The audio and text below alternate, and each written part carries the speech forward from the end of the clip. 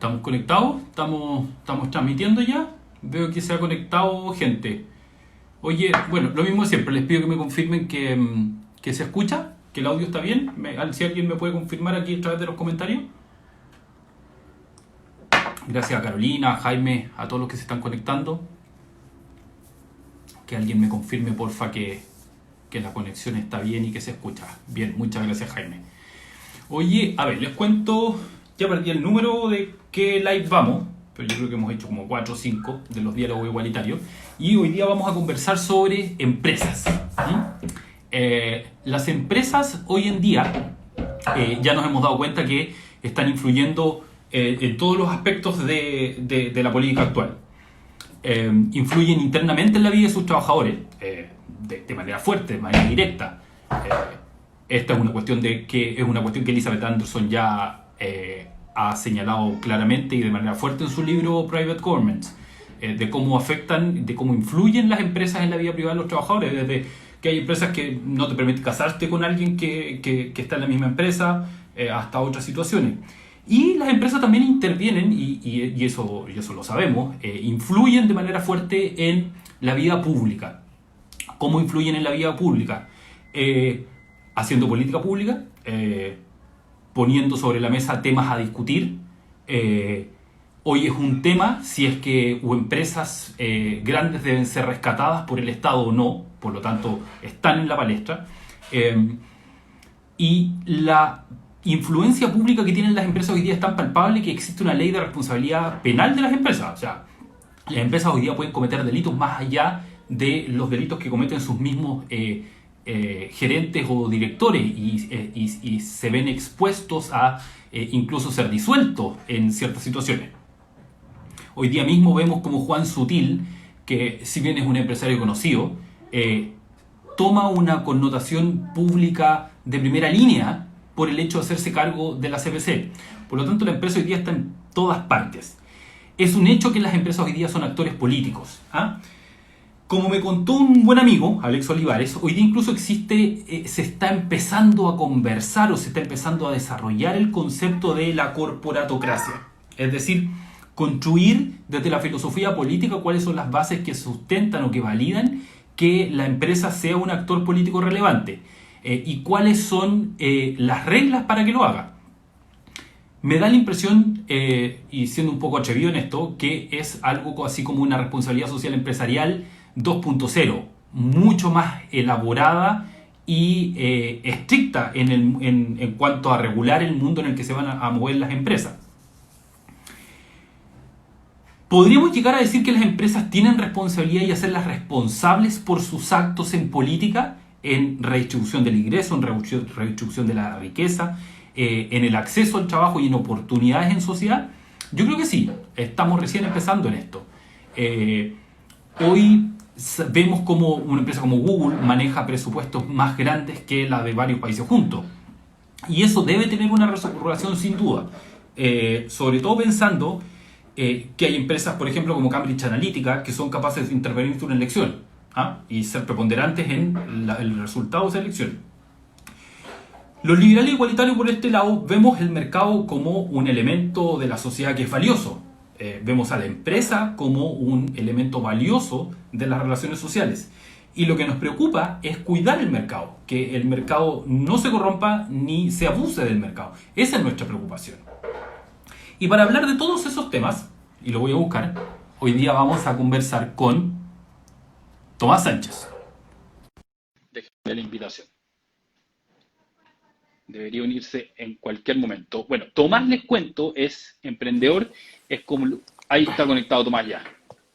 ¿Cómo están? Estoy bien, ¿y tú? Déjame terminar la presentación. Emprendedor, columnista del diario Financiero y actualmente, lo más importante parece, autor del libro Public Inc., del que vamos a conversar un ratito más adelante en esta conversación, ¿no es cierto? ¿Cómo estáis, Tomás? Muy bien, gracias por la invitación, Jorge. Qué bueno, qué bueno. Oye, como sabemos ya, una de las reglas principales del live es que esta cuestión a los 60 minutos se corta, así que tenemos que ir al grano, a conversar del tema que queremos. Mejor así. Sí, del tema que queremos escuchar hoy día. Empecemos bien en general. tú estás metido en este mundo, así que ¿por qué no nos contáis cuál es el estado del arte del emprendimiento hoy día en Chile?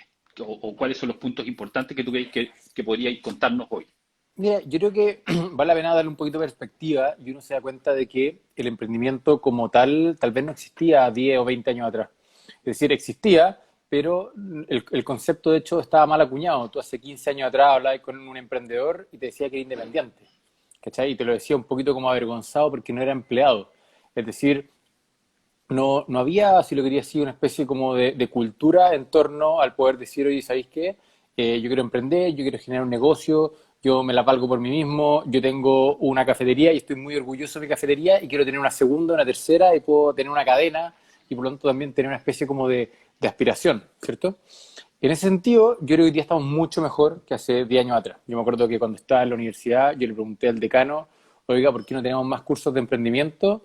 Y me respondió que no, que esto era una modita, ¿no? Que estaba como recién partiendo. De hecho, si te das cuenta, la Asociación de Emprendedores de Chile se fundó en el 2011, es decir, es relativamente reciente. ¿Ven? Y yo te diría que hoy día, cuando uno ve todos los estudios más internacionales, como comparado, Chile tiene tasas súper altas de emprendimiento. Es decir, alrededor del 30% de la población declara que está metido en algún tipo de proyecto. Otra cosa es que salga o no resulte o que no termine de ver la luz, pero la verdad es que es bien decidor que uno de cada tres, uno de cada cuatro personas adultas en Chile, de una u otra manera, está metido en un emprendimiento. El problema que hemos tenido en Latinoamérica y en particular también en Chile, que diría que es la baja productividad de las empresas pequeñas. Si te das cuenta, la productividad de Chile, uno la ve y hay un gap muy grande primero entre las 2.000 empresas más grandes de Chile y el resto, y después hay un gap muy grande nuevamente de las primeras 13.000 y el resto. Y el resto son las siguientes 800.000 empresas que hay por ahí afuera y que tienen una productividad muy baja. Otro Entonces yo problema diría de que hoy día, concentración en Chile. claro, tenía un problema de concentración, es decir, tenéis solamente 13.000 empresas grandes que de hecho representan el 84% del PIB de Chile y para esas 13.000 empresas trabajan el 40% del PIB. Entonces tú tenías un problema de que el 60% de la población de Chile trabaja para 800.000 empresas que representan solamente el 16% del PIB de Chile y ahí tenía un problema importante. Entonces, cuando tú me Lo que es preguntas, hasta oye, el riesgoso. Estado, claro, entonces tú me preguntas, oye, el estado del arte de Chile emprendimiento, bueno, la verdad es que el emprendimiento ha crecido muchísimo, hay una predisposición a emprender importante. Uno ve en los últimos 5 años cómo las tasas de creación de nuevas empresas aumentaron en un 50%, pero todavía tenemos un desafío y es que las pequeñas empresas se transformen en medianas y las medianas en grandes para poder lograr mejores productividades. ¿Puedo tomar en este live, cierto? Lo que sea, estamos en horario adulto y transmitiendo por... Oye, ya, a ver, me queda clarísimo. Ese es, con lo que tú nos contáis, podríamos entender de que podríamos decir que somos un país de emprendedores o que hemos tenido un boom de Sí, emprendimiento. no, yo diría que somos un país de emprendedores. O sea, cuando tú veis la cantidad de pequeñas empresas creadas en Chile, que son alrededor de 800.000, y tú veis que el 60% de la población trabaja para emprendedores, y tú veis que uno de cada tres, uno de cada cuatro personas está metido en algún proyecto, yo digo, sí, somos un país de emprendedores. O sea, yo te diría a mucho orgullo. El problema es que no somos un país de medianas empresas. Yo creo que lo Claro. que nos falta es la empresa mediana, que a todo esto de repente mirado desde fuera no se entiende bien, porque una empresa mediana en Chile es una empresa que tiene más de 20 personas, que sigue siendo súper frágil. Una empresa en Chile recién empieza a ser grande por ahí, dependiendo si lo medimos por facturación, por personas, si tomamos lo que dice el Ministerio de Economía o Servicio de Impuesto Interno. Pero hablemos de 300, 500 personas, cuando normalmente en el mundo hablan hasta 1.000 personas. Porque efectivamente una empresa de 100 personas sigue siendo bastante frágil, más de lo que uno se imagina. Oye, ¿y qué responsabilidad ha tenido el Estado en esto? Preguntarte en especial por el rol, por ejemplo, que ha tenido Cercotec o Corfo en los últimos años.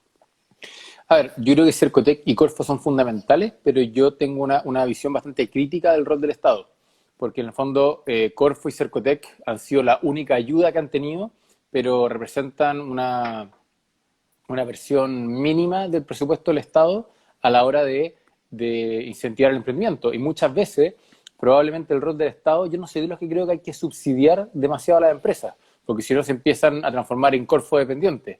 Yo lo que sí creo que hay que hacer es mira, uno cuando yo estaba en la SECH veíamos que hay tres grandes temas que al emprendedor le preocupan y donde tú ves que tienen problemas. Uno tiene que ver con el tema de la burocracia, y ahí es donde el Estado puede aportar mucho más, justamente disminuyendo la burocracia y haciendo que emprender no sea realmente un dolor de cabeza, porque Que anda a para abrir un restaurante preguntarle no te demorís 6 meses en obtener un permiso. exactamente, y entendiendo que esos 6 meses te hacen quebrar. Po. Tú eres un emprendedor, estás pagando el arriendo y no podéis vender alcohol o no podéis abrirlo, Y esa o es la te locura joden, que efectivamente la Seremi y eso pasa, cree que tú tenés que arrendar, pagar arriendo y esperar a que ella te dé el permiso para funcionar tal y cual. por Po. mientras tenés que estar ahí esperando con las llaves puestas. Pero sí, a mí lo que me sorprende y que creo que ha sido interesante el post del 18 de octubre y lo que ha pasado ahora, es que como que el mundo se dio cuenta de que una empresa después de vender 2 meses, o sea, de no vender 2 meses, quiebra. Y todo el mundo como que pensaba que las empresas eran como entes que estaban llenos de plata, incluso las medianas empresas, y decían, pero ¿cómo? Si son 2 meses nomás. Sí, pues, si una empresa no tiene más caja que 2 meses para pagar sueldo y listo y se acabó la Se plata. descubrió la importancia de los flujos. No, y se descubrió que las empresas no están por defecto. Como que yo creo que la gente asumía de que la economía está andando, como la economía está andando, hay empresas y listo.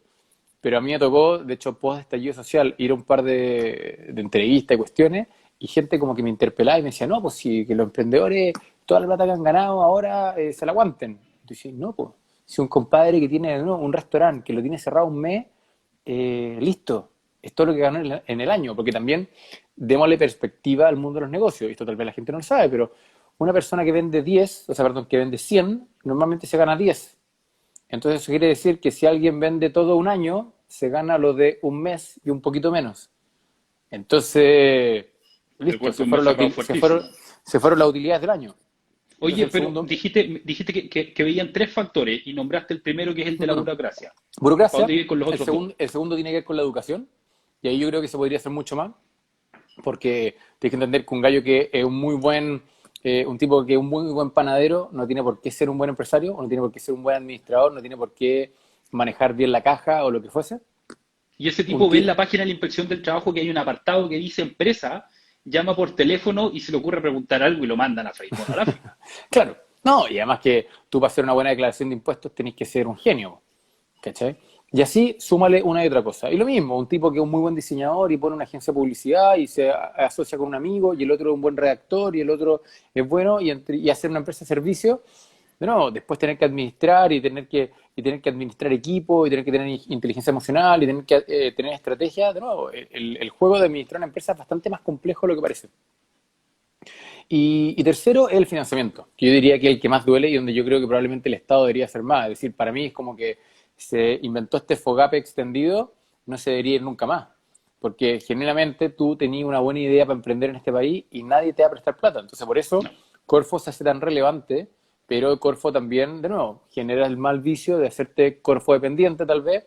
Y también, insisto, son cifras súper bajas, incluso cuando lo comparáis con otros países latinoamericanos, cuando comparáis el fondo corregido por PIB o corregido por población, versus, por ejemplo, lo que invierte, no sé, México en emprendimiento y cosas por el estilo. Viste que los bancos, Entonces, pa- para pa que- sumar un, pa- un solo comentario, yo creo que si tú te fijáis, en los últimos 20 años no ha habido una sola política pública que tú digáis realmente esto es estructural de cara a ayudar al emprendimiento. Han habido dos, pero son dos que para mí era como el desde, ¿cierto? Una que va en la línea primero de la burocracia, que fue el tema de empresa en un día, y está bien, es genial, fue una tremenda ayuda de que antes constituir una sociedad era algo que te podía tomar un par de meses y 500.000 pesos, y hoy día te toma un día. Es genial. Y lo segundo, el tema de la ley de pago a 30 días que justamente empujó la SECH hace un año atrás. Y de nuevo, es una tremenda ley, pero echa la ley, echa la trampa. Y ya empiezan, uno conoce a gente y emprendedores de que al día siguiente, más de un gran empresario responsable te puso un anexo de contrato que dice que tienes que pagarle, o sea, que te van a pagar igual a 3 meses. Oye, y el rol de los bancos, como me perogrulla la pregunta, pero el rol de los bancos en financiar empresas, Es que los bancos no te van a prestar plata, porque justamente los bancos cuando van a evaluar una pyme, hacen exactamente lo contrario de lo que dice la teoría financiera. No te prestan plata o no te evalúan en base a tu proyecto futuro, sino que en base a tus garantías reales de hoy día. Te en dicen, bueno, base a los tres activo últimos físico. IVA, Exacto, los tres últimos y tú IVA o constituiste la no. sociedad hoy. Exacto, y en base a si querías hipotecar tu casa. Eso es. Entonces, es ¿Qué te imposible parece, así. qué te parece el proyecto de ley que presentaron hace poquito que obliga a los bancos a darte razones de por qué te rechazan un crédito? Creo que fue una tontera. Creo que ¿Sí? es poner una traba administrativa porque te van a decir que no, van a hacer... ¿Sabes lo que pasa? Hay que entender a la empresa y entenderla en buena onda. Es decir, para mí el banco no es el enemigo, hay que entender al banco. ¿Me explico? Entonces, cuando tú le decías al banco, me tenéis que dar razones para esto, le estáis dando más razones para ni siquiera aceptarte en la ventanilla, porque te van a ver con cara de que no te van a prestar plata y saben que ahora el trámite va a ser más largo. Ya. Entonces, es lo mismo que ha pasado un poco ahora con el FOGAPE, ¿eh? Cuando sale el Estado diciendo, el gobierno, oye, los bancos no van a ganar un peso en prestar plata, yo no encuentro una mala idea. Porque a quién le van a hacer trabajar gratis y va a estar feliz. Es como que si hubiésemos mañana tenido que, en fondo, entregar todas las cajas de comida o dar de comer a la gente, y hubiésemos dicho, quien haga toda esta pega no va a ganar un solo peso. Está bien, Pero una ahí, bueno, cosa, pero lo vamos a dejar para adelante porque ahí a lo mejor podemos tocar el tema de la responsabilidad política que tienen los bancos de repente a lo mejor. seguro, seguro, de todas Ya. maneras. Oye, hablemos un poquito de la realidad chilena. Mm, Octubre de 2019. ujú. ¿Qué ha pasado o cómo tú ves al emprendimiento desde octubre del 2019? Eh, yo te puedo decir que personalmente me he fijado por ejemplo, en cuestiones como el desafío 10X, Ujú. que es el de que el gerente o el dueño de la empresa no va a ganar más de 10 veces Exacto. más que su empleado con menor sueldo. ¿Qué te parece lo que se provocó en las empresas a partir del 18 de octubre y lo que ha pasado a raíz de ese momento? Yo creo que vamos en una dirección correcta, por decirlo así. Yo creo que el empresariado cada día más se da cuenta de lo relevante que es y cómo tiene que ser más empático con la sociedad, con su comunidad, con los diferentes stakeholders que tiene alrededor. En ese sentido, el desafío de 10X que lanzó el G100, que es un grupo justamente de emprendedores liderados por Nicolás Chea, creo que fue una muy buena iniciativa junto con otras que también ellos generaron y que vienen a poner en el fondo en la mesa un debate que no hemos tenido. Y en el fondo es qué clase de empresas queremos o cómo queremos que sean las empresas, para qué queremos que estén en las empresas. Porque siempre tomamos la empresa como desde la perspectiva de que es una entidad privada y que por lo tanto el dueño hace lo que quiere con ella. Y sí, hay una parte de cierto en eso, pero también hay una parte de cierto en que tiene que responderle a proveedores, que tiene que responderle a empleados, tiene que responderle a un montón de gente que interactúa con ella. Y justamente cuando hablamos desde la parte más como estratégica de las empresas, que suele ser media sexy, de los valores de la empresa, la misión, la visión, bueno, hay que hacerse cargo de esos valores y si decimos que somos tan responsables con todos nuestros stakeholders, pues hay que serlo. No puede Que ser deje de estar solamente... solamente como un apartado en la página web, que se Exacto. ejercite. Porque lo que empieza a pasar es que en la medida de que hay escasez de talento y hay escasez y el mercado se hace más competitivo y lo mismo con los inversionistas, esos stakeholders van a empezar a elegir empresas que genuinamente comulgan más con los valores de cada uno.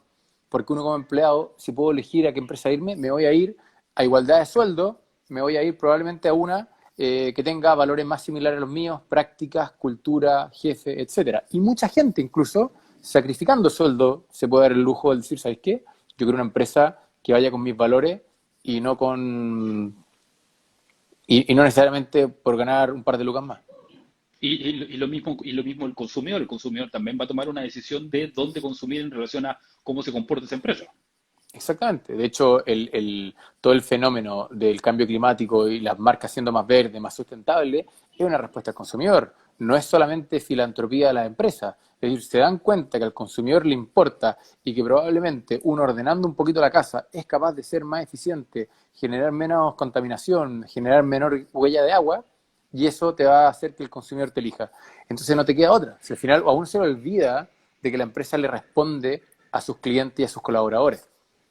Oye, y comparemos un poquito, no las situaciones específicas, sino que el hecho social. Ujú. En Chile tuvimos un estallido social, por las razones que todos conocemos y por las razones que podemos discutir. Y en Estados Unidos hace poquito tuvimos un estallido también por el Ujú, Black Lives Matter.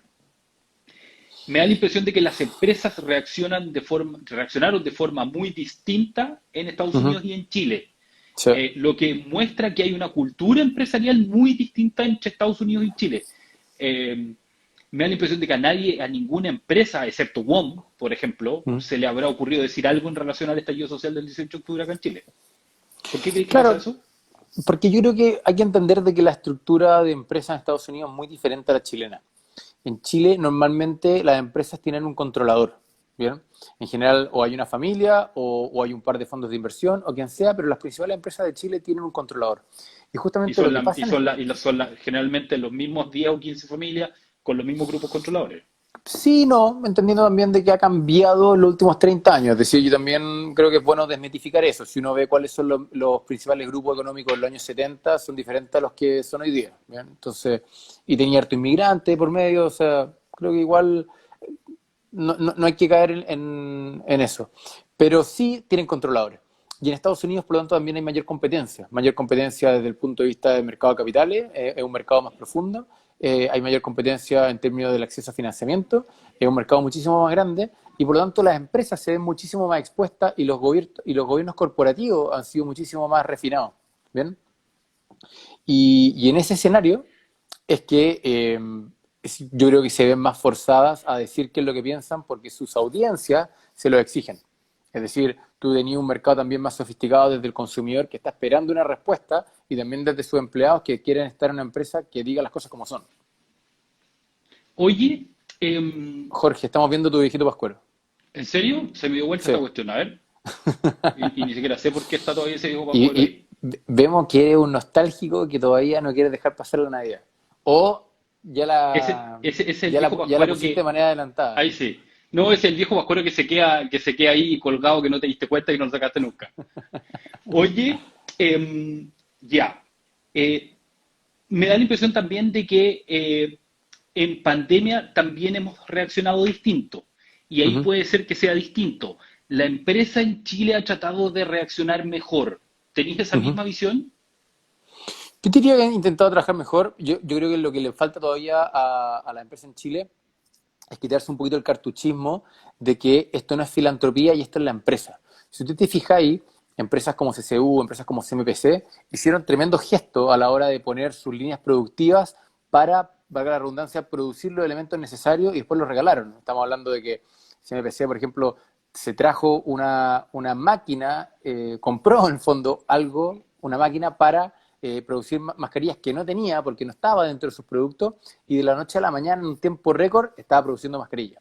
CCU hizo algo parecido, fue y empezó a usar el alcohol que ellos generaban para empezar a generar alcohol gel. Pero es curioso de que sigue siendo desde la filantropía.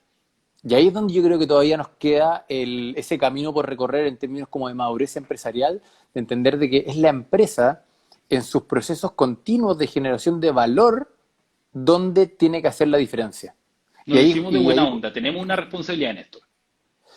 claro, o sea, el fondo no es filantropía, no es caridad, eso es lo que es importante. No tiene que ver con que el dueño o el directorio en un minuto dado dice, ¿saben qué? Yo voy a donar tanta plata, voy a donar tantas mascarillas. Tiene que ser porque en mi proceso continuo de generación de valor, yo me hago cargo del bienestar de la sociedad y por lo tanto soy capaz de tomar el trade-off que muchas veces tengo que tomar y dejar de ganar un peso con tal de hacerlo correcto. Tiene también que ver con estándares éticos, ¿bien?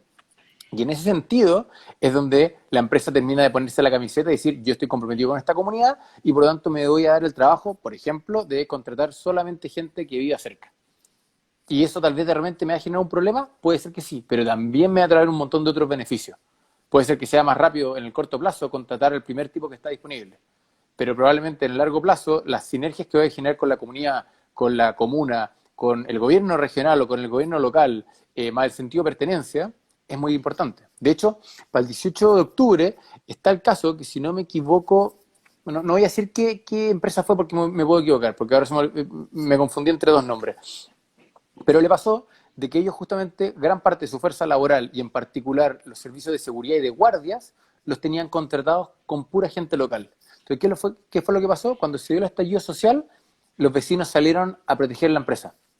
Me acuerdo que Por- es una empresa del bosque, y una si no me empresa equivoco. justamente, no me acuerdo si estaba solamente en el bosque, yo entiendo que tienen más de una ubicación, porque son empresas de bodegas, de bodega y oficina. Entonces, claro, hace toda la diferencia del mundo que la gente vaya y cuide su puesto de trabajo. pero también tiene que ver con el sentido de pertenencia y identidad cuando uno dice, oye, esto no es solamente donde yo trabajo, acá de nuevo estoy generándole un bien a la comunidad, a los empleados, eso.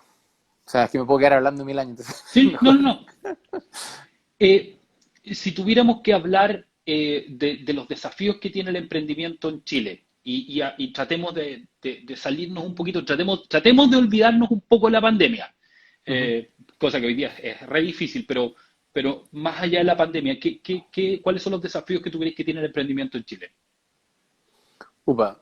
Bueno, volvemos un poquito a la pregunta al principio, cuando estábamos hablando de los desafíos del emprendimiento, yo creo que el gran desafío es, si tuviera que ponerlo en uno, el hacer que las pequeñas empresas se transformen en medianas. Yo creo que ahí tenemos un desafío y que las medianas se transformen en grandes, porque ahí es donde tenemos una brecha de productividad y si es que queremos efectivamente subir el nivel de vida y el per cápita y todo eso, tiene que ver con empresas que sean más productivas. Si al final también hay una trampa que nadie la dice, pero la gran mayoría de los pagadores de sueldos mínimos son las pymes, no son las grandes empresas. Tú miras probablemente la mayoría de empresas del país y cuando hablamos del grupo económico, y probablemente ellos no son los que tienen que subir la vara. Es decir, cuando varias empresas post 18 de octubre salieron a decir que iban a pagar mínimo 500.000 pesos eh, líquidos, probablemente muchas de ellas ya lo pagaban. Y Muchas. las que no tuvieron que corregir en el fondo 50 lucas en la planilla. Entonces ahí es donde yo digo, tenemos que entender de que el desarrollo del país se juega en tener pymes más fortalecidas. Y eso es algo que creo que ningún gobierno lo ha puesto al centro de su programa y al centro de su foco. Es decir, no necesitamos 13.000 empresas grandes, necesitamos 50.000 empresas grandes. Y no necesitamos 60.000 empresas medianas, o 30.000 son más o menos. Necesitamos 100.000 empresas medianas. Ese día Chile va a ser un país mucho más próspero y va a tener un mercado muchísimo más balanceado. Oye, ¿tú crees que uno de los desafíos de la empresa hoy día en Chile es profesionalizarse? Y te lo Absolutamente. pregunto, por lo que hablábamos al principio. La empresa hoy día generalmente nace, o siempre nace de una idea simplemente, y sin pensar mucho, y te lo digo yo en el empresario que veo que es muy chiquitito, Uh-huh, sin pensar mucho en que va a necesitar un abogado que lo ayude uh-huh, con los contratos, sin pensar mucho en el contador que lo va a tener que ayudar con la renta, uh-huh. sin pensar mucho en que va a tener que pagar una oficina o una dirección virtual, y que tampoco tenemos el equivalente a la inspección del trabajo para los emprendedores. No hay nadie que te diga hoy día, oye, No, ¿queréis poner un carrito en la esquina? Estos son los permisos que necesitáis. uh-huh. Es que, a ver, ¿qué es lo que pasa ahí también? Te metí en un tema que es bastante más políticamente incorrecto, pero cuando hablamos de contrato y hablamos de inspección del trabajo, también tenemos que hablar de que los emprendedores se tropiezan con ese mundo todo el día. Nosotros en general tenemos las normas y las leyes todas hechas pensadas en la gran empresa.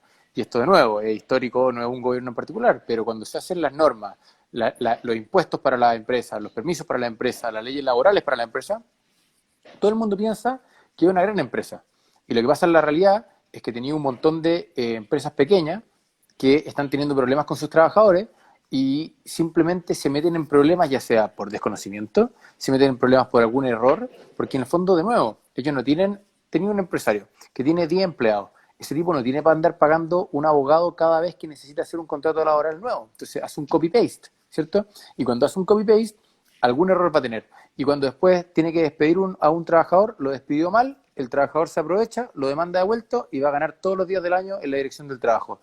Y de nuevo, ese poder emprendedor no tiene ninguna culpa, se cruzó con un empleado que por alguna razón no hizo bien la pega o simplemente necesitó despedirlo porque, de nuevo, tuvo alguna crisis y terminó peor que antes. Entonces, y probablemente quebró. ¿Ah? Ojo, eso también hay que entenderlo. Un emprendedor que tiene dos problemas laborales, quiebra. O sea, no es más complicado que eso. Y por eso hablamos nuevamente de la burocracia y lo complejo que puede ser. Oye, déjame hacerte dos preguntas de actualidad antes de que entremos a conversar sobre el libro. Y preguntas Por bien favor. al hueso. ¿Cómo crees que ha reaccionado el gobierno frente a las pymes hoy día en tema pandemia? Te me cortaste y no te escuché la pregunta. Escuché Ya, pandemia, nada ¿cómo, más. cómo crees tú cuál es tu juicio respecto a la reacción que ha tenido el gobierno respecto a las pymes en pandemia? Por ejemplo, con la ley de protección al empleo. Yo creo que ha sido digno, pero creo que estamos cortos.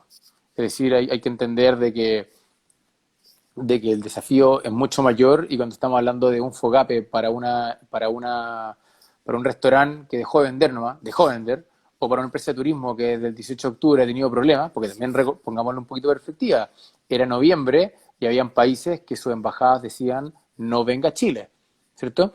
Entonces tenía el mundo del turismo y tenía el mundo de la gastronomía, que, el mismo que simplemente no tiene venta. Entonces tú a esa persona tú le das un crédito, está bien, es un crédito que va a ser blando, pero es un crédito que va a deber, es decir, va a comenzar a trabajar de vuelta en octubre y en octubre va a tener que 6 meses de costos en la mochila. O sea, en verdad el escenario es desastroso. Como bien ha dicho el ministro Briones, esto es bastante más duro de lo que parece y por lo tanto van a haber algunos que van a caer, y ciertamente, pero yo creo que acá claramente se podría haber hecho más rápido. Ya. Oye, respecto al salvataje de las empresas, ¿qué opinas tú? ¿Qué posición tenías respecto al salvataje de las empresas? ¿Hay que ayudarlas directamente? ¿Hay que ayudarlas simplemente? ¿Hay que comprar acciones? ¿Hay que comprar paquetes accionarios de las empresas grandes? Yo en general sí, yo soy de la política de que en el fondo hay que prestar plata, pero hay que prestar plata en contra de una garantía. Porque hay que entender algo, los fondos, y esto es algo que aplica tanto para empresas como para gobierno, son fungibles, ¿cierto? No hay pesos de un tipo y pesos de otro, todos los pesos son todos. Entonces, un peso que yo le paso a una empresa para salvarla es un peso que no me gasté en un hospital o que no me gasté en un profesor. Yo tengo que tener una muy buena razón para gastármelo ahí. Y la segunda razón tiene que ver con que, bueno, ¿por qué voy a prestarle a esta empresa y no le voy a pedir nada a cambio? Porque si voy a pedirle simplemente un préstamo blando, bueno, que vaya a la banca. Entonces, si va a entrar el gobierno, como entendiendo que es la última opción, creo que yo es razonable de que tome garantías reales, por decirlo así, como participación accionaria, con ciertas condiciones, para que después las pueda enajenar y por lo tanto compre barato y venda caro. Entiendo también de que el gobierno no está en el negocio de ser dueño de empresas, está en el negocio de resguardar la plata de todos nosotros, porque entendamos también de que no, ese mismo peso que se va a una empresa es un peso que no se fue a un emprendedor que necesitaba pagarse su sueldo. Claro. Pasa que el emprendedor no tenía nada que ofrecer de vuelta, entonces el gobierno tiene que ser lamentablemente, no lamentablemente, afortunadamente responsable y decir, bueno, voy a explicarle a la ciudadanía por qué le voy a prestar plata a esta empresa. ¿Por qué? Porque me la va a devolver con mayor certeza en 3 años más y probablemente usted como chileno va a ganar plata en la pasada. Y porque probablemente, no sé, por poner el ejemplo de LAN, de LAN, si tú rescatáis a LAN y LAN sigue operando, o una empresa de ese tamaño, mantení cientos de puestos de trabajo, Tal cual. además de todas las empresas que trabajan alrededor de LAN prestándole servicio. Entonces, es una No, situación en la que son miles de puestos de trabajo. miles de puestos de trabajo. Y además Oye, hay que entender otra cosa, y es que también eh, hay que entender que lo que se destruye fácilmente cuesta mucho construirlo. Entonces, construir grandes empresas cuesta mucho, son una inyección directa a la productividad del país y por lo tanto destruirlas no cuesta nada, cuesta una crisis, pero construirlas de vuelta va a tomar una década. bueno, Entonces, es complicado. Juan Bravo, que es economista, Clapes, y que también pasa por Red Liberal, el otro día da el duro dato de que en Chile ya se destruyó todo el trabajo que se había creado en 10 años en Chile, Sí. que yo creo que es un dato terrible. No, no, es brutal. O sea, claramente vamos a ser más pobres, o sea, ya somos más pobres de lo que éramos el 28 de febrero y, y tenemos o sea, un gran desafío por delante porque, no, el tipo que recién acaba de quebrar no tiene ganas de emprender de nuevo. No, Si es que hay algo que no tiene hemos que perder el hablado, susto. Jorge, que es que yo me saco el sombrero por los emprendedores. Yo he emprendido varias Hay veces me gente ha ido mal. emprendiendo hoy día, Sí, po. hay gente Y un emprendiendo en emprendedor, pandemia. no, pero ojo, pero un emprendedor cualquiera, lo difícil que es emprender. O sea, pero es que es un ejercicio titánico. Entonces a mí realmente me asombra cuando la gente habla tan livianamente de no, que el emprendedor pague, o que esto, que lo otro, o que fue un mal empleador, o que aquí, o que allá. Oye, compadre, un tipo que tiene 50 empleados, que tú lo ves más o menos grande, que probablemente él como gerente general, slash dueño, se está pagando un buen sueldo, tiene en su mochila 10 20 años que lo pasó mal. O sea, hay demasiados emprendedores que te cuentan cómo perdieron hasta el matrimonio por emprender. Entonces hay que sacarse el sombrero porque es bien fácil, o sea, no estoy diciendo que no tenga mérito, pero es bien diferente ser empleado. Oye, pasemos a conversar sobre el libro. Por favor. Ya, Public Inc. ¿Por qué le pusiste Public Inc? La pregunta de Uy, cajón. no, es la pregunta más difícil de todas. Tú no sabes lo que me costó ponerle el nombre al libro. Es como Public elegirle Ink el fue, nombre a un hijo, ¿no? no, porque muchas veces uno va y lo tiene clarísima. No, a mí me costó poner el nombre al libro y de hecho Public Ink estaba en el shortlist en los últimos 5 y fue mi editora la que me empujó y me dijo, toma ese. Y yo dije, ok, vamos, te creo. Más allá de que también hice un par de encuestas con amigos, había quedado en el top 3, ¿ah? Pero decidirse por el final fue bien debatido, por decirlo menos, el nombre del Ya, libro. ya. Pero al final lo que se buscaba era hacer eco esto de que la empresa cada día se transforma en un lugar más público. Siempre hablamos como de mind your own business y private company, ¿cierto? Y el libro que tú estás comentando de Elizabeth Anderson, Private Government. Y acá justamente lo que queríamos era hacer referencia de Public Inc., porque Inc. de Incorporated en Estados Unidos tiene que ver con que ahora las empresas van a ser más públicas. Ya. ¿Y por qué te dan ganas de escribir sobre esto? Porque generalmente el emprendedor se dedica a hacer negocio, a generar Tal cual. valor. Eh, Fue cuando me tuve que lo, saber. Sorry, disculpa. el emprendedor en Chile se preocupa poco del libro. Tú cuando buscáis libros sobre emprendimiento encontráis el libro que edita la Católica sobre los 10 pasos del emprendedor, los errores más comunes, o lo que edita Corfo respecto a lo que está pasando con el emprendimiento, pero poco sobre el concepto mismo de empresa y lo que debe hacer la empresa social. Exacto. No, mira, me pasó por lo siguiente. Justamente estaba saliendo de un emprendimiento. Es decir, yo estaba, después de 4 años emprendiendo, me tuve que emplear. Y cuando me tuve que emplear, dije, bueno, ahora tengo un poquito más de tiempo, porque como bien sabéis, un emprendedor trabaja hasta muy tarde en la noche, incluso los fines de semana. Y me puse a escribir sin una tesis muy clara. Es decir, yo tenía claro que quería escribir sobre la empresa, sobre cuál era el futuro de la empresa, y mientras escribía e investigaba, fue que empecé a llegar a esta tesis. Es decir, esto no fue algo que se me ocurrió y tenía súper claro el primer día, hace 2 años, cuando me puse a escribir, sino que fue algo que fui llegando en la medida que me puse a escribir sobre el futuro, cuáles eran las nuevas tendencias de la forma de trabajar, las nuevas metodologías, las nuevas estrategias, cómo estaban siendo los nuevos mercados, cómo era el nuevo consumidor, y de repente se empezaron como a alinear las piezas y dije, oh, esto está pasando, y bueno, terminé acuñando el libro y el concepto del libro. Oye, a ver, claramente con lo que hemos conversado ya quedó claro, pero tú estás tratando de reivindicar el concepto de empresa, de empresario, de emprendedor. Porque en Chile es mal visto, como lo conversábamos al principio, el ser emprendedor. Eh, es la fama que le han hecho a los emprendedores algunas grandes empresas Ujú. no ayuda mucho. Entonces, ¿cómo pensáis reivindicar ese concepto? Mira, honestamente el libro no lo hice pensando en reivindicarlos. ¿Ya? Sí creo que un sector necesita reivindicarse. ¿Ya?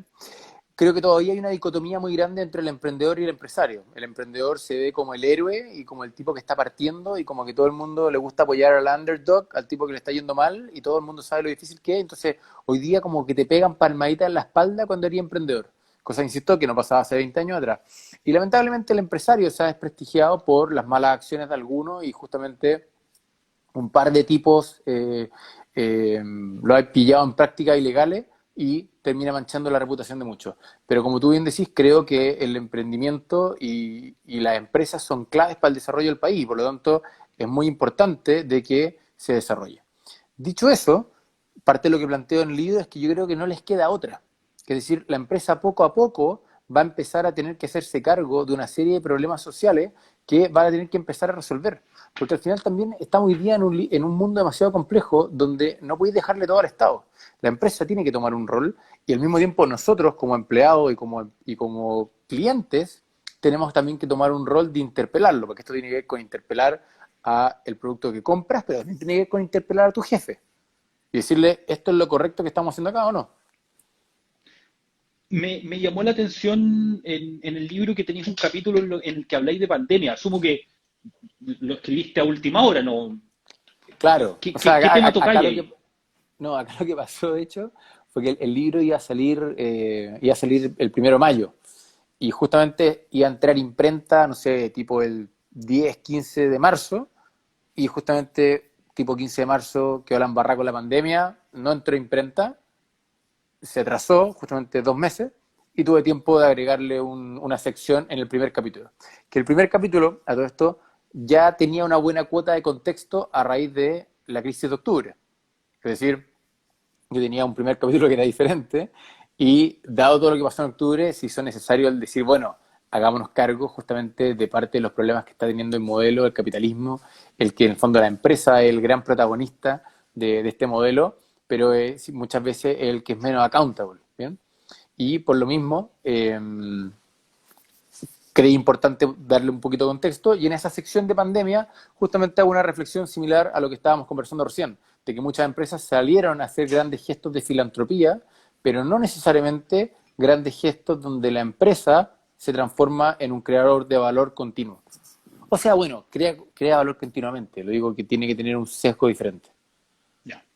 El, Hay otro capítulo en el que habláis sobre los millennials. Ujú. Asumo que ahí queréis plantear que hay una cuestión generacional en el cambio que ha habido en la empresa en Chile en los últimos años, ¿no? Seguro, y además que también tienen un problema. Las empresas llevan 10 años hablando de los millennials, y 10 años porque en el fondo se dieron cuenta que no funcionaban igual que la generación X, Y donde les mal, ponía... perdón. El millennial, como que el típico chiste de que tenéis que preguntar si ya se fue al sudeste asiático o no para saber cuántos años te va a durar trabajando. Claro, pero es que tiene que ver justamente con quien no sabes cuáles son los incentivos que lo motivan. Y es parte de lo justamente lo que desarrollo en el libro, de que al millennial le importa mucho el propósito. El millennial, miramos el trabajo muchas veces como un fin en sí mismo. La generación antigua decían, ¿sabes qué? Mira, lo mismo es lo que trabajo. Mientras me paguen el sueldo, yo vuelvo a mi casa y si me puedo ir de vacaciones, estoy al otro lado. El millennial es un poquito más exigente, le pide las dos. Dice, quiero el cheque, pero también quiero que me motive esto, quiero una cultura, quiero un propósito, quiero una causa por delante. Entonces lo que le empieza a pasar a las empresas es que tienen que poner causas interesantes por delante para poder retener ese talento de que el tipo no se te quiera ir al sudeste. El, hoy día publicaste una columna en el Financiero. Ujú. La titulaste Animal Político, que es uno de los capítulos del libro también. Exactamente. Eh, Tengo que decirte aparte, la columna que publicaste no sé hace cuántos meses atrás respecto de la meritocracia, tenía que decirte que había que aplaudirla. Yo creo que te tiramos Muchas flores gracias. con esa columna, pero quería repetirlo.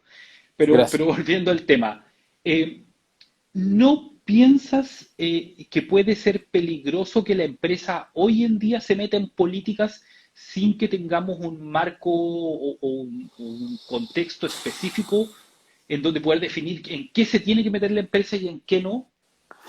Déjame ir un paso antes. Mira, no sé si va a ser peligroso o no. Creo que se va a terminar metiendo igual.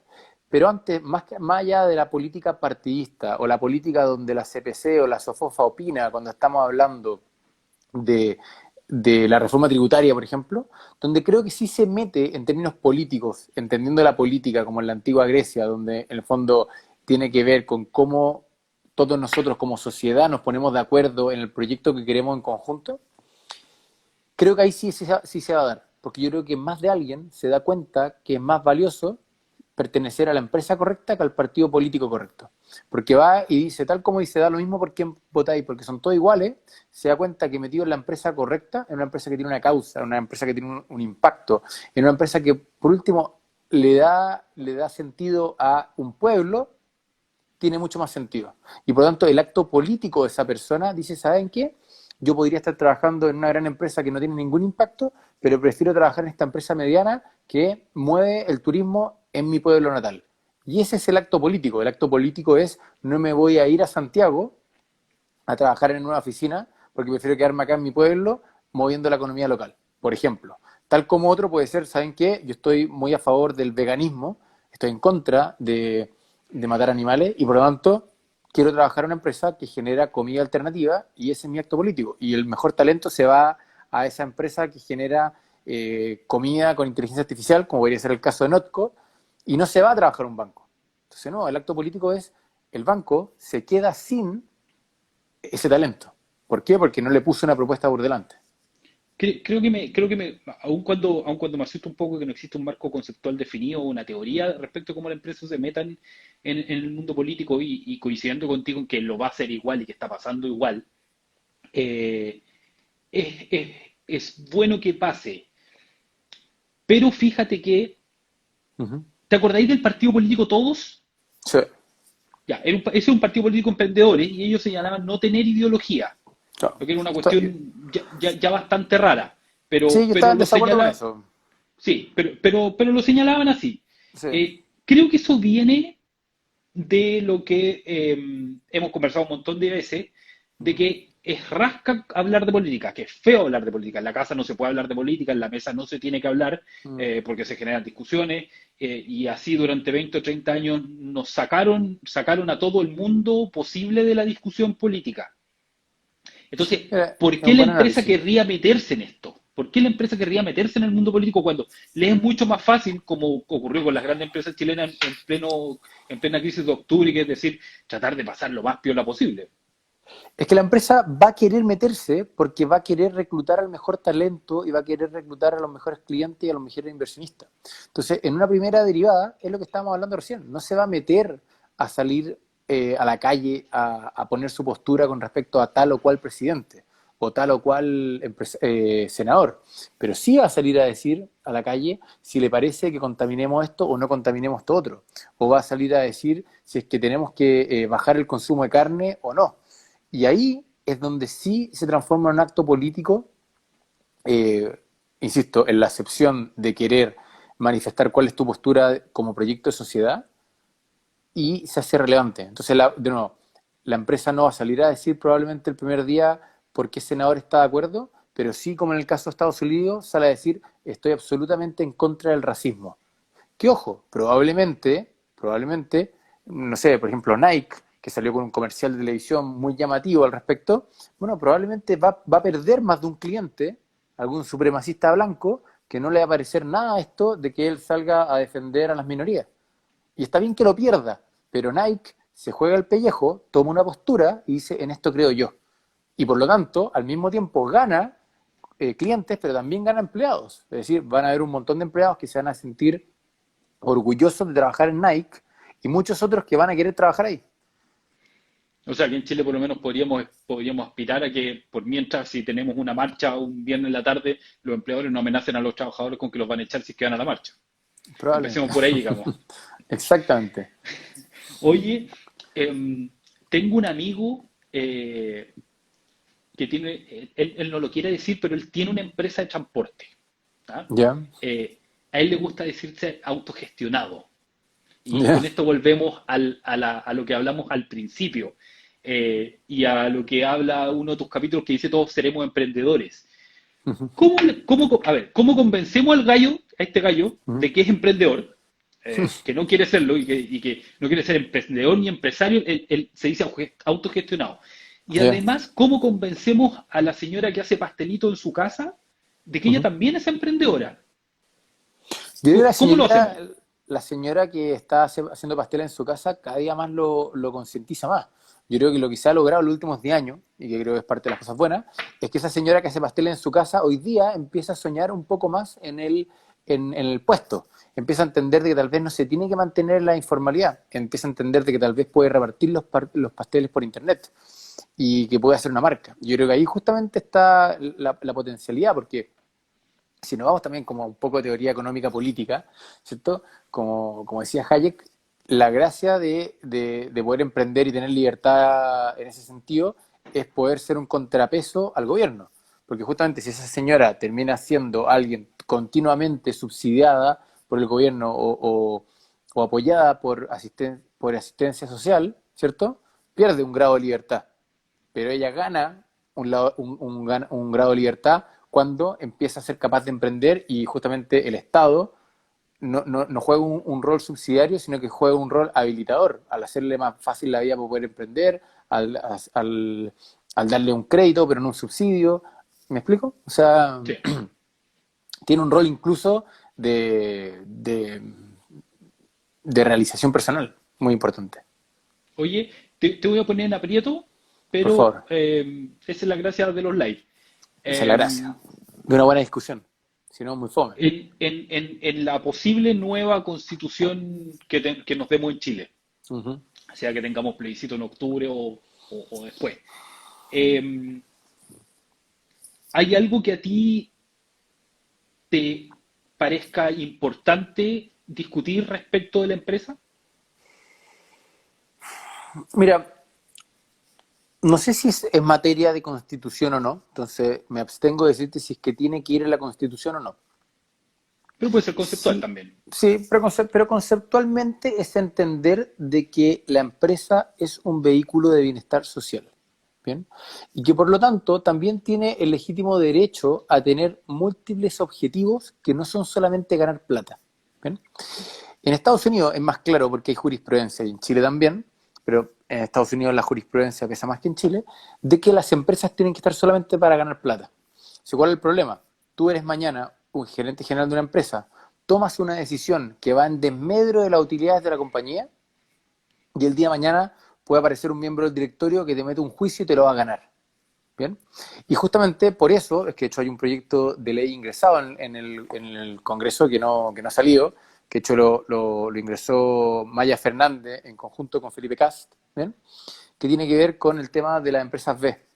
Pero sin ir al detalle, las empresas B tiene que ver con poder declarar legalmente tú como empresa de que tu objetivo no es solamente ganar dinero, sino que tal vez impactar positivamente a la sociedad, desarrollar culturalmente un país o una determinada región, mejorar la flora y fauna de lo que sea, no tengo idea. ¿Bien?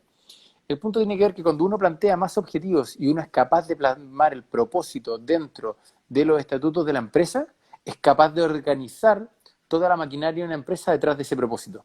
Porque también hay algo que no tenemos que olvidarnos, ¿eh?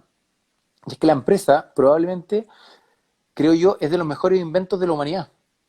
El desarrollo de la humanidad en buena medida se debe gracias a la empresa. Es decir, este invento de que somos capaces de organizarnos en una organización privada, autónoma, descentralizada, que haga, comillas, lo que quiera y que genere valor, no existía hace 500 años atrás. Y justamente su existencia es lo que hace que la vacuna o que la luz eléctrica llegue a todo el mundo. Tremendo, tremendo. Yo creo que es re importante. No conozco el proyecto de ley, le voy a echar una mira porque suena re interesante, porque le permite al gerente general pararse de frente a un directorio y decirle, bueno, sí, perdimos plata, pero porque Uh -huh. estábamos haciendo esta otra cosa. Exactamente. No, y probablemente, ojo, si, a ver, las empresas tienen que ganar plata, no les queda Ujú. otra. Si esto es como respirar. Tú no vas a poder explicarle a tu señora en la noche que te moriste porque dejaste de respirar, pero llevaste a los niños al colegio. Pero lo que sí voy a explicarle, y lo que sí pueden hacer la empresa, es explicar de que no sacaron un 15% de utilidad y sacaron un 12%, pero lograron los objetivos que la junta accionista había dicho que quería lograr. Y era, nosotros queremos ser rentables, pero en la medida que logremos A, B, C, D. Desde, por ejemplo, lo que tú comenzabas en un principio, sostener una ratio de pago entre trabajadores hasta un impacto medioambiental. Porque muchas veces, y este es el problema y es la trampa, la empresa es súper responsable socialmente y no bota basura de mala forma hasta que está apretado y se tiene que achicar y cambia al proveedor que le hace el retiro de residuos por uno un poquito más irresponsable y más barato. ¿Por qué? Porque tenía que dar el porcentaje de rentabilidad con el que se había comprometido con el directorio. Y eso es lo que no puede Tremendo pasar. tema, tremendo tema.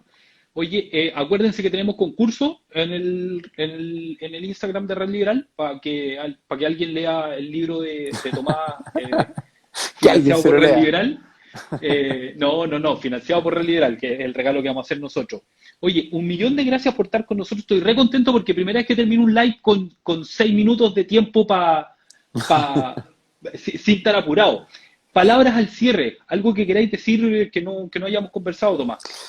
Yo creo que es la O invita a la responsabilidad. gente a leer el libro, que Bueno, vamos a estarlo. ¿Cuándo sale el libro?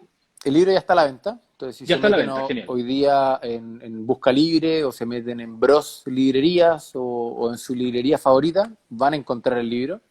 Eh, puedo dar fe de que hoy día hablé con la editorial, entonces sé que el libro fue despachado hoy día, entre ayer y hoy día, a todos lados. Entonces, tal vez alguien no lo tiene online todavía, pero está ahí el libro. Y nada, yo creo que un libro entretenido en el sentido de que hablo de un tema más o menos complejo, que tiene que ver con empresas más que con economía, pero lo hice de una manera bastante cercana y lúdica, cosa que sea entretenido leerlo. Yo soy el primero que me leo libros parecidos y que realmente son más fomes, son demasiado académicos.